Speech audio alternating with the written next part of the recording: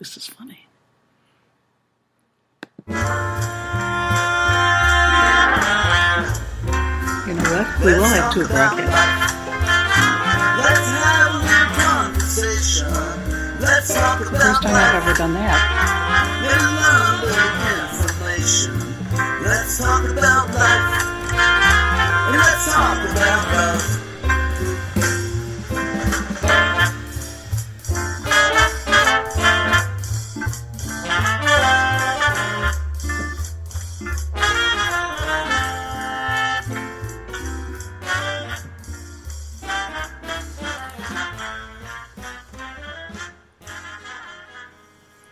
Well, here we are. This is part 2 of my interview with Topher Morrison. We're just having a high old time sharing all kinds of doggy stories. So bear with us. We're back, and I think I'll start where I left off. Mm-hmm. And I left off talking about... What were we talking about? We were talking about... we were talking about your book. Oh, thank you. Yes. You. Okay. So I'd like to finish that, and then we'll move on back to doggies. But the challenge of writing the book, Topher, was transforming Jungian clinical abstract terminology into lay language. Yep. Oh, I love your book. Yeah. Yeah. And I went to Toastmasters. Mm-hmm. I'm a Toastmaster Silver, I think. Great. But I would go, and as soon as I said something about my book, and I did a reading, and they all looked at me like I was crazy, I realized I had to work harder on the book. Translate it. Yeah, to boil it down. But basically, it's a self-help book. It's a how to analyze your own dreams. Oh, great. Yeah, I'd read that. Yeah, sure. You would. It's got all 5 stars, but it's a very clear, a niche book on Amazon. Uh-huh. And the idea is people, I didn't write it for this reason, but after it's been written and people have bought it, they share that it's become a reference book for them. Oh, great. Yeah. That they read it, they appreciated it, they understood the principles involved. What's the title called again? The Dream Belongs to the Dreamer. The Dream Belongs to the Dreamer. Yes. Got to put a plug in here for the podcast. Okay, thank you. But the point is, people, every answer, I learned as a clinician to ask the right question. Mm-hmm. And I realized it was a more powerful experience for the dreamer to go into themselves instead of say to me, well, what does it mean? Right. And because the truth is, I really didn't know. Right. I could apply my theory. I could look at symbols and archetypes and all these other issues, but the real heart of a dream is within the dreamer. Mm-hmm. So I created three rules. Mm-hmm. The dream belongs to the dreamer. Mm-hmm. Don't objectify the dream. No, don't. The dream is always subjective. Okay. It is not objective. Okay. All right. So don't literalize the dream. Okay. And the third one is don't moralize about dream content. Oh, that's probably a good tip. That's a very good tip because people would freak out and be ashamed of their dreams, and it had nothing to do with morality. Sure. It had everything. It was symbolic. Yep.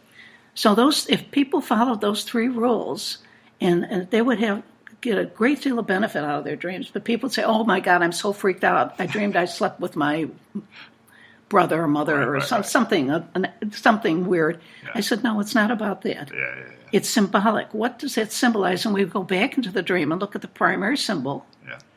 And it had nothing to do with what they were upset about. Sure. And massage that. And where did that go? So it was a process. It was challenging. But for a person, they really wanted to know their dreams. But I learned that the real success in life is through your dreams and what they symbolize and the messages they're sending you. Great. Well, I'll definitely read it. Thank you. Thank you for letting me spiel about my book. Yeah, absolutely. So you've got this top 10 list. Now, I know we're not on dogs anymore, but that's okay. We've transcended dogdom for a moment. We'll get back there. We'll get back there. Tell me. So the dogs are actually parallel with your animal, And is it the fact, like I wanted to do photography when I was walking with Nina? Did you want to read because you wanted something to do while you were with your animal? I don't know. You know what? I don't know if there was the connection there or not, but I certainly do love my early. I get up at 5 to 5:30 every morning and sit there and drink my energy drink or my coffee or whatever I'm drinking that morning, and sit there and have my dog cuddled up on my lap. Well, not on my lap. She's not a lap dog. She will never sit on my lap. She just to the side. So, which is fun. So she keeps me company. Yeah. So give us some book tips. Well, I am obsessed with ebooks now. I love them. In fact, I don't even read physical books anymore. People will give me physical books as a gift, and I say, thank you very much, and I go donate it, and I just order the book, and I buy it on Kindle. I'm just obsessed with it because I can find data and search for things so much more effectively on that. So I got my Kindle, and that's where I read all my books. I just love it. It's easier, and I've got my whole library with me at any given time, and it doesn't waste paper as well. And yeah, so and it's easy to take notes, and yeah, so I'm obsessed with ebooks, believe it or not. I think it's so much I've got Kindle too, but how do you research on Kindle? Well, you can highlight, and then you can hit note, and then you can type whatever notes that you want. Although to be fair, usually that's a little bit difficult to do on the Kindle. So I'll just highlight something. And then I open up my iPad because it syncs up to my Kindle app. And then there I can type because it's a little bit easier to type. Cool. Yeah. Very cool. Yeah, I love it. It's just a great way to organize and store my data. So could I do that with my Kindle on my cell phone? Yes, you can. Yeah, absolutely. And it's just so much easier because then you can search, because you know how many times you like highlight something in a book and then you're looking for it and you just thumb through the pages. I know. Where usually if you're searching for something in the book, it's because you know what the topic is. So then I go, well, I'm going to search, I was thinking about dreams, right? And so I can just type dreams, and then it'll pull up every note that I've taken on dreams. And it's how cool much more is efficient. that? Yeah, it's really much more effective. Okay. I get the whole, people love the texture and the feel of the books, but man, not for me. I just love the Kindle. Yeah, I'm addicted to them. So yeah, get up every morning, 5:30, and fix my drink, and then sit down and start reading for about an hour to an hour and a half. So in your current world, you mentioned 3 types of books you read. Mm-hmm. Okay, so obviously those are the 3 parts of your life that are the most important. Yes. Okay. Yeah, I would imagine. All right, tell us. Now, we know about your life with your doggie. Yeah. And tell us about the other 2 lives. Sure. So the things that make me a better business person is because I'm a small business owner. And so I want to make sure that I'm doing everything I need to do to make sure I'm running and operating my business as effectively as I can, and also coming up with new information, new conclusions to share with my clients as well. I have a company that I founded called Key Person of Influence, where I'm the USA division. It's actually a global company. We've got offices in Singapore, Brisbane, Melbourne, Sydney, Perth, and London. I'm going to Brisbane. Oh, well, we've got a big office down there. Okay. And that's one of our more popular cities. And it's essentially a leadership development training company, but everything is based upon the notion that the most influential people get the lion's share of the business. And we've cracked the code on what makes a business person influential. There's 5 things. And so we take about a 6-month period of time to instill those 5 soft skills inside the founder. Can you share them here? Absolutely, sure. So influential people share 5 things in common. Number 1, they have clarity of message, so everybody knows what they stand for. Number 2, they have credibility, so they not only know what they stand for, but they think they're the best person to do that stand. Number 3, they have scalability. Influential people are never burdened by their schedules. They're in control of their schedules. They found a way to scale their company in such a way that they can go out and do things that matter to them. So scalability is basically delegation.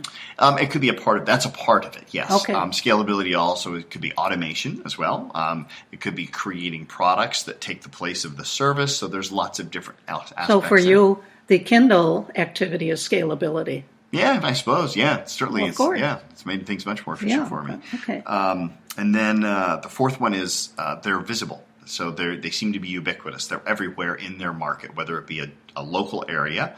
So, for example, there's business people here in the St. Pete area, and they just show up at all of the events. They're everywhere. That's an example of profile or raising their visibility. And then the 5th and the final one is connectivity. So they're connected to other people of influence. So those 2 companies can expose their customers to another product or service, and they can essentially what they call cross-pollinate their business and grow their business more effectively. So we deal with those 5 things. That's fascinating. They are. Yeah. But you know what came up to me immediately when you were talking? What's that? I wanted to know how you would or would not reframe them for women. I wouldn't, because I think there's the only difference between men and women is their gender, and I think it's the same. Business is the same for a man as it is a woman. Do you believe that? I do. In fact, I'm actually pretty vocal about that. My belief is that any organization which focuses on a gender, a race, or anything exclusively is inherently by definition either racist or sexist. So I'm not disagreeing with that. If you take, let's say, for example, you look like at a woman's organization. If you take their website and you replace everywhere it says woman with white male, and you read that ad copy, and if it offends you, because it would and it should, by the way, we're a white male organization designed exclusively for white men because we know that white men have a different problem that nobody else can relate to, right? Then I think it's inherently a sexist organization. But by the way, I don't necessarily think it's a bad organization either. I'm not judging it, but I do feel that sometimes we've gone to the other end of the spectrum on some of our causes to where we are inherently becoming the thing that we despise. Tell me what you mean by that. Well, if, for example, if an organization is offended by the stereotypical white male-dominated world, and I'm not denying that it is still very much that, and I'm not happy with that, but it is what it is, right? If people are so offended by that they create the antithesis, so we're an organization now which only does business with whatever their gender or race is. Well, what you're talking about in my field, we call it reactive formation. Perfect. There we go. That sounds much more eloquent. Well, I don't know if it's eloquent, but I guess it does kind of paint the picture right away, reactive formation. And this is why I say I don't necessarily think it's bad either. In fact, this will go right back to your training with Jung, because remember, Carl Jung was of the belief that life was about living at the extremes in order to find the balance. So, if we are a white male-dominated Did he really area, believe that? I think that was. I'm rephrasing probably what he said. I'm supposed to know that. Yeah. He said that we tend to go from one end of the pendulum to the other, and we don't know where the middle is until we've been to the opposite end of the spectrum.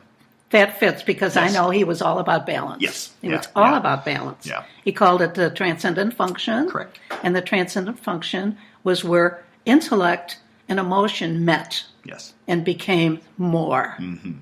I love that. I love that. Transcendent function. What's coming up for me is actually, this is interesting. Ruth Bader Ginsburg is one of my heroes. I love that woman. I think she is a force for good and a force for equality, and I think it's going to be a sad day when she finally passes because she's done so much for women's equality. Actually, she's done so much for equality because there's been cases where she's actually fought for men who were reverse discriminated against. But there's this one, I remember one thing she said was, I won't rest until there's 9 women on the Supreme Court.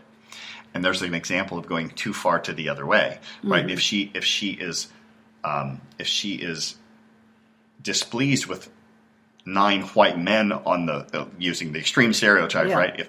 And her response is, of course we should get 9 women. She goes, if it was perfectly fine to have 9 men on the extreme Supreme Court for so long, then we should have 9 women. And I'm like, but it was never fine. So you can't say that we need to have 9 women on the Supreme Court in order to find balance, because it would be in the opposite end of that direction. But yet, maybe what we do need is 9 women on the Supreme Court to then eventually go back to about 4 or 5 or whatever it would be someday, decades into the future to where then we have that balance. Well, there's a definite feminine energy and male energy. There's no doubt no about question. it. Yeah. And, that the idea of that coming together in a transcendent function way, because I often, when I get into it, and I put a lot into it, I find myself stopping. And sometimes I'll call my son. And I'll say, Michael, let me run something across you. And he immediately sort of picks out the troubling areas in terms of being out of balance. Interesting. Yeah. He'll say, Mom, if I were you. He can spot it. He can spot it right away. Yep. And it's interesting because I also have a daughter. My daughter, Justine, can do that. So they can spot where you're blind. They'll be able to show that. But they get it grounded. In other words, many of us are what I call airborne. Flight of fancy.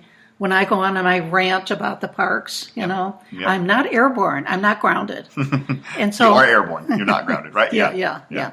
And I know it. I feel it. Sure. So I have to find ways to ground myself if I can't access my kids. Right. And sometimes I'll just think, I'll say, well, what would Michael do? Yeah. But, maybe you don't need to be grounded either. This is something I battle with, actually. I've always wondered because, maybe what we need is if you look at the individual, maybe you're not grounded and you're airborne, but yet maybe what that system needs is somebody who is airborne in order for there to be the balance.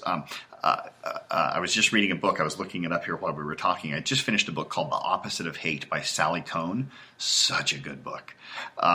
And how do you spell her last name? Kohn, Sally Kohn. She's a news commentator on CNN now. She used to be on Fox. She was a liberal on Fox, if you can believe that. And she was always the counterpoint and would argue with Sean Hannity and those people and stuff. Okay. Now she's over at CNN. But there was something you were saying in there. I can't remember what it was now, but in her book she talks about male energy and female energy. No, it had something to do with that in terms of finding the balance. And for her, with the notion when you see the title "The Opposite of Hate," you think, well, it must be love, but she says that's not. The opposite of hate is connection, and the more disconnected we are from others, the more we tend to hate them. And she has all these different degrees of hate. It's I would like to like it's a great book. Yeah. It was I call it a punch in the gut book though, because what it does is it really throws up in your face how much you hate people. And you don't think you do, because the one thing that she discovered is that people who tend to hate or people who see people that are hate, like call it a hate group, right? So, right. For example, the liberals look at the alt-right and they think that they're such hateful people.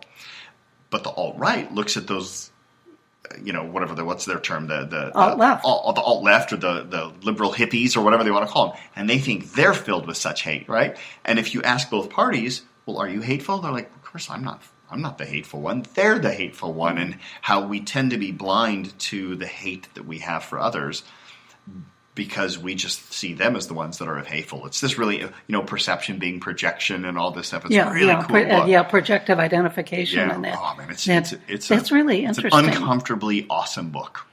Yeah. I took a fancy to anger years ago when I was working with alcoholic family systems. Mm-hmm. And I became like this minor expert on anger. Mm. Oh, you'd love her book then. Yeah. Yes, I would. That's what made me think of it. Yeah. There was one called Of Course You're Angry. Uh-huh. Another one, Anger, the Misunderstood Emotion. Yeah. There's 4 or 5 that I have in my bookcase that and what I found most interesting about it is how valuable anger is. Mm-hmm. And one of the books, I can't remember which one right now, talked about there would never be civil rights, there would never be change, there would never be anything without anger. Yes, that's the full connection. Now you're bringing me back. Sometimes you need that elevated, what do you call it, airborne, in order to balance out the system. Well, yeah. Well, yes, thank you. And you make a very valid point. Yeah. I was thinking of more my internal feeling, not so much the larger collective. I've got a friend of mine in Tampa named Jay, and Jay is everything that comes up for her is about I shouldn't say that. That's not. I was going to say everything. My exposure with her. I'm sure if I would hang out with her 24 hours a day, I'd find tons of other stuff. But in that dialogue, it all goes back to the oppression that the black community has felt. And she's African American herself, and she's young, and she's got this very passionate, she's got anger inside her. I mean, you can just see it when she's talking. I like to call it passion, right? She's passionate about her topic, and I sometimes sit there and I think, because I've seen her speak to audiences and they start rolling their eyes because she always goes back. Every problem in the world goes right back to the white man kind of a thing and the oppression and the male-dominated hierarchies and all this stuff. And I sit there sometimes and I kind of want to go, God, I want to pull her aside and say, maybe if you were a little bit less angry, maybe people would hear you more. And then I stop myself and I go, no, we actually need people like her to be so intense. Because even though individually maybe sometimes it's hard to accept, if we don't have people like her in the community, then the black community does get overrun and they do get discriminated against. And it's women like her that'll fight. So it's this, I always battle with that. Like how much is too much? And I have friends that feel very strongly like that too. Yeah. And does it border on the unreasonable? Yes. Mm-hmm. But I border on the unreasonable in certain like sometimes instances. We need to be unreasonable, right? Yeah. And, I think I like to use some of this as sort of wake-up calls because what I'm experiencing in the world today is people are just unconscious There's a level of unconsciousness that disturbs me. Yes. And it might be a massive low-level depression. But if you can't be conscious, then you can't make decisions. Yeah. And if you can't make decisions, then you're at the mercy of people making them for you. And that's a dangerous place to be. Yeah. So I'm all for consciousness. Yeah. You know, and if it means you're angrier, if it means you're happier, if it means whatever it means, Right. at least you're aware of your world. Yeah. You know, Well said. you'll be better parents. You know, there was an interesting story in the news a couple of days ago. You probably heard it about the woman who rescued the little boy. What was happening to him that was in the car? The baby, the infant in the car. I didn't hear. Okay, there was a shopping center. It's about 3 days ago, and there's the car's windows are all rolled up, and this woman walks by, and at first she thought it was a doll, and then she looked. She was conscious. She was aware.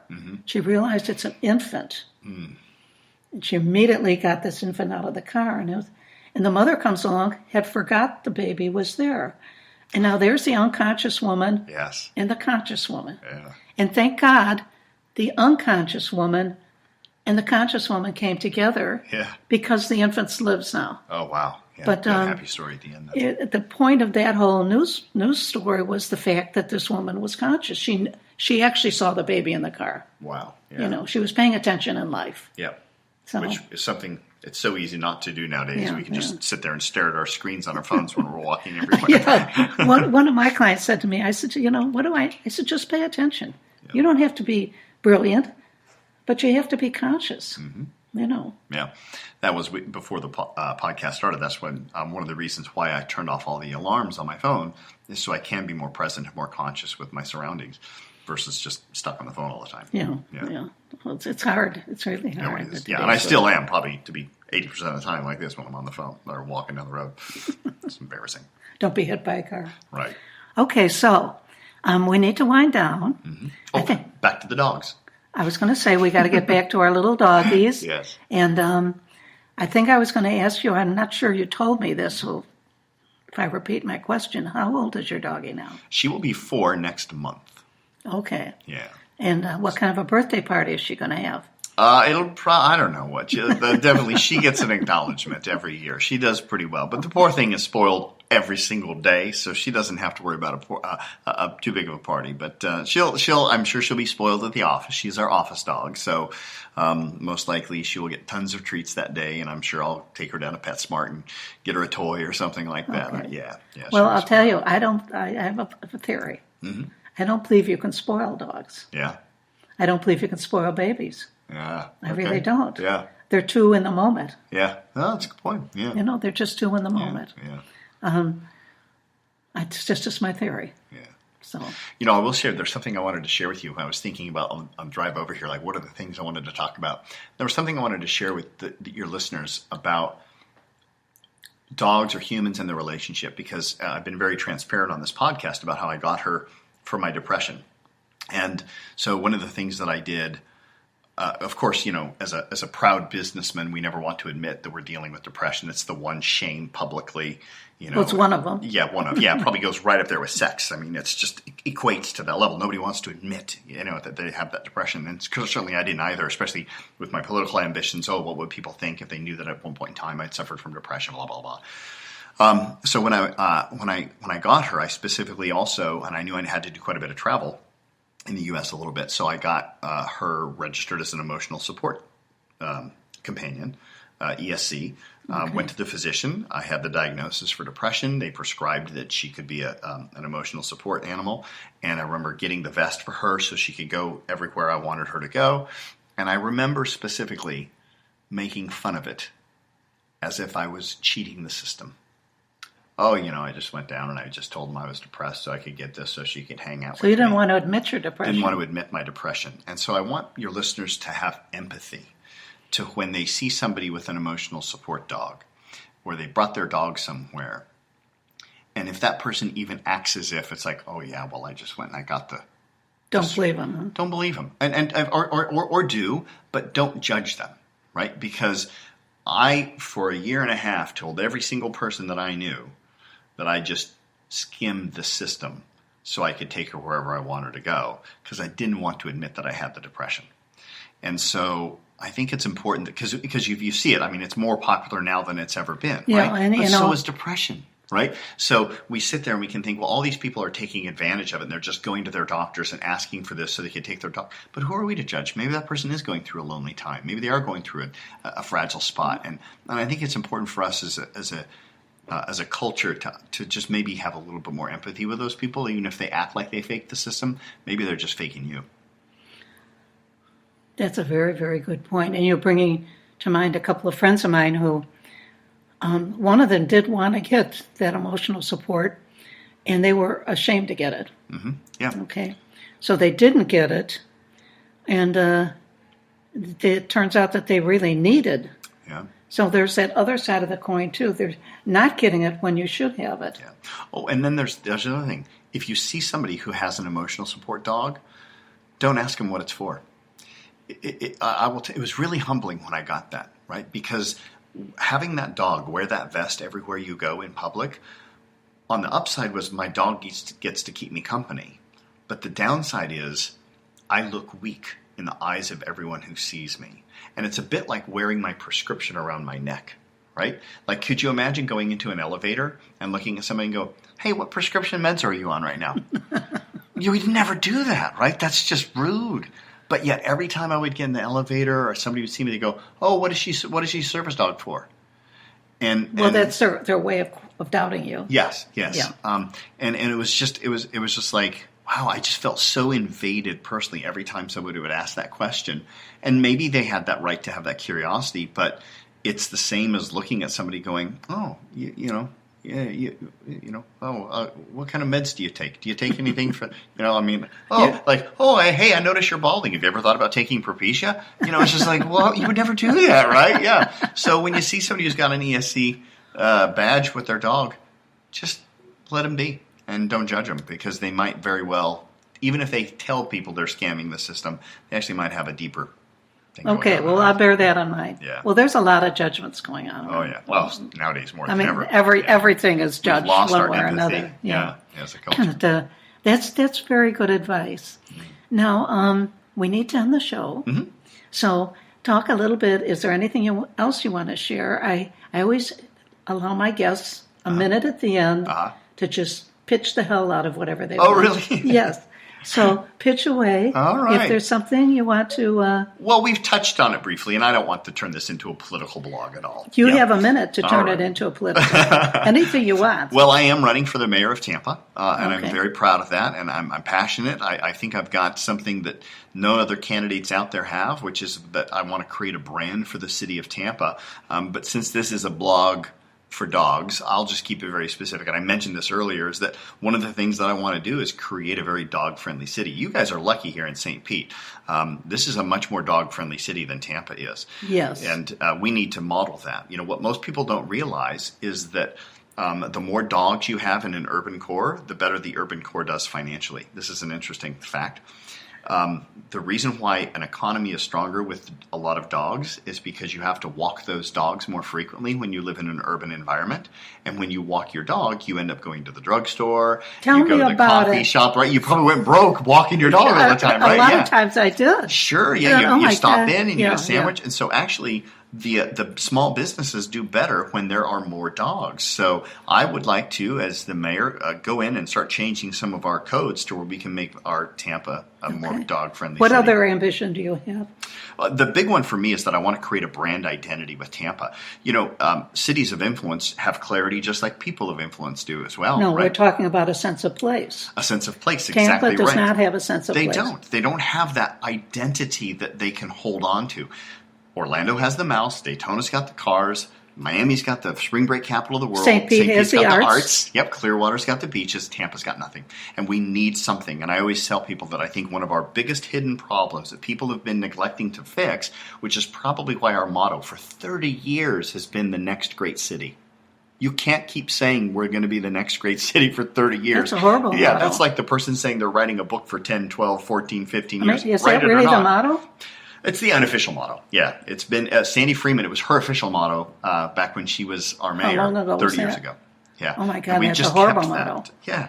Yeah. And so I want to create a brand identity, which is called the Rooftop City. And I want to have more rooftop bars, dog parks, chill lounges, urban gardens, whatever, on our rooftops to where we have more per capita than any other city in the world. Do you have more per capita? How many rooftops do we have? We don't. That's the problem. And I look out every day and I look at our city and I go, my God, all these buildings have these multi-million-dollar views, but the only people who enjoy them are the HVAC repairmen. That's a shame, right? Let's retrofit these and create some really cool urban chill lounges, bars, and parks. We could take malls, right? Which is the big thing with the malls is nobody goes to them anymore. We'll put a park on top. And if you put a park on top of a mall, maybe people want to start going to the mall more. Well, do you know about Lake Point Tower in Chicago, don't you? Mm-hmm. Okay, I'll tell you a quick story. Yep. It's the only, and I pay attention to this now because Google St. it while you're Pete. talking, yeah. It's the only high-rise that wheedled its way into the park system in Chicago. I already like it. And it wheedled its way in. Everyone was outraged. It was at What's it called, Lake Point Tower? Lake Point Tower. Uh-huh. It sits right before the pier. Uh-huh. So, and it's it's got all rounded.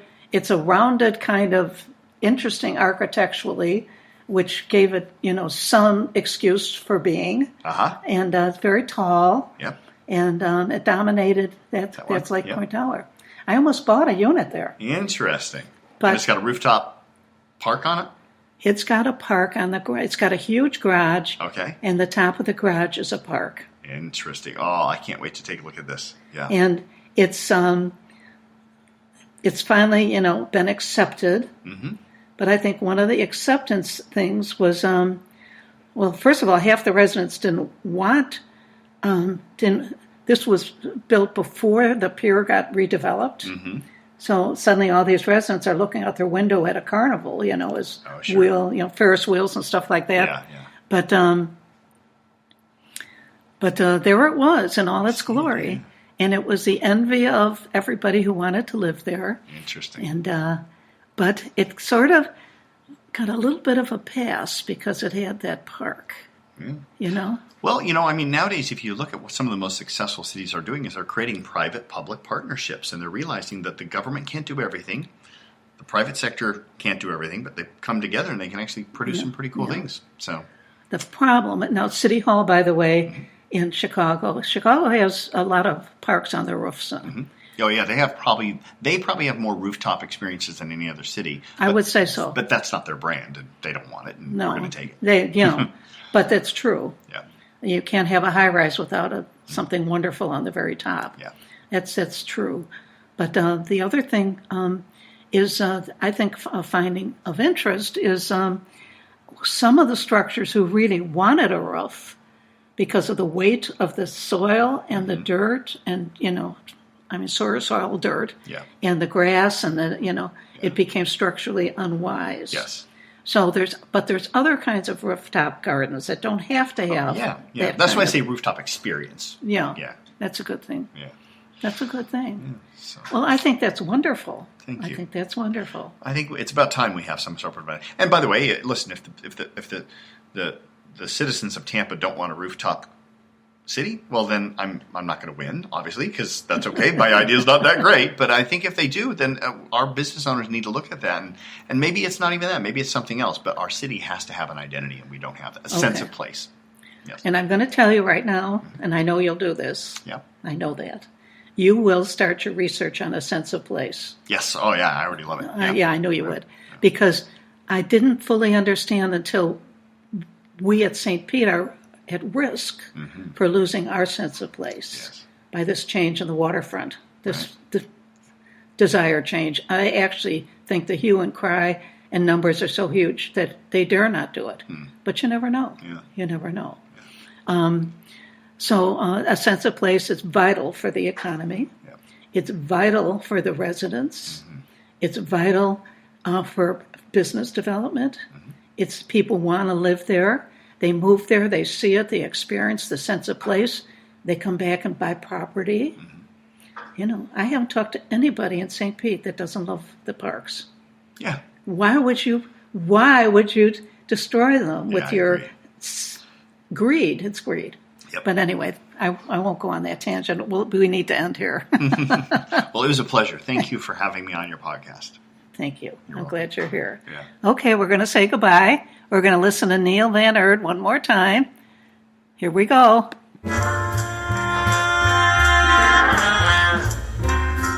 Let's talk about life.